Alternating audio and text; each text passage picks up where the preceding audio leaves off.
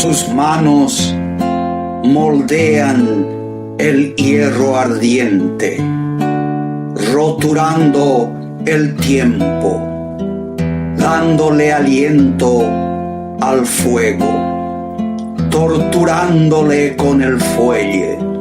Sus manos de herrero intacto, independiente, fundamentado por el oxígeno, construye su victoria con electrodo infinito.